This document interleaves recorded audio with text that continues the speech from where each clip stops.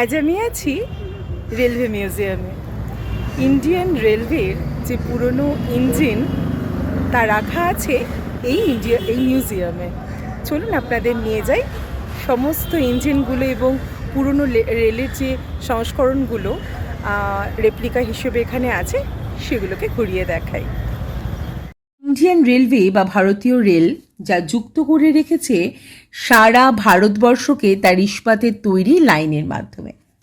সেই 1853 যেদিন রেলের প্রথম চাকা ঘুরেছিল সেদিন থেকে শুরু করে আজ 2026 প্রায় 173 বছর।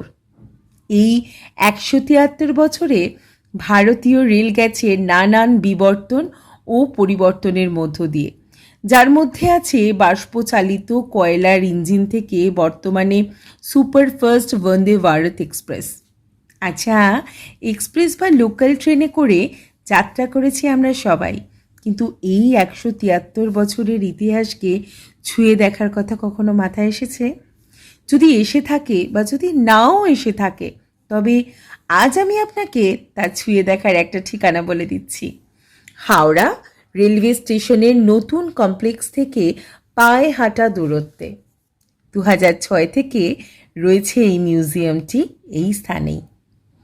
এখানে আসলে আপনি দেখতে পাবেন সেই বাষ্পচালিত কয়লার ইঞ্জিন, সে যুগের কাঠের তৈরি বিলাসবহুল ফার্স্ট ক্লাস কেবিন, এছাড়া রেল ইঞ্জিনের বিবর্তনের নানান পর্যায়।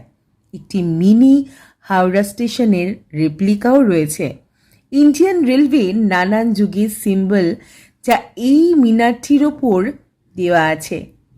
আমার কাছে বিশেষ আকর্ষণীয় লেগেছে ইস্ট পাকিস্তানের এই ইঞ্জিনটি, যেটি 1971 যুদ্ধের সময় ওপার বাংলা থেকে এপার বাংলায় আসে, ঠিক বাংলাদেশি বাঙালিদের মতো, কিন্তু তার আর দেশে ফেরা হয়নি।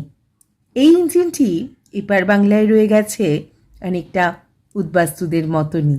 এছাড়া আছে রেলের বিভিন্ন সময় ব্যবহৃত টেলিফোন এবং যন্ত্রপাতি, খুঁটিয়ে দেখলে যা আপনাকে বিস্মিত করবে। পরিশেষে এটাই বলতে পারি, আমাদের ইন্ডিয়ান রেলওয়ে সারা ভারতবর্ষকে এইভাবে আরও 100 বছর যুক্ত করে রাখুক। আরও পুরাতন ইঞ্জিন এসে এই মিউজিয়ামটিকে সমৃদ্ধ করুক।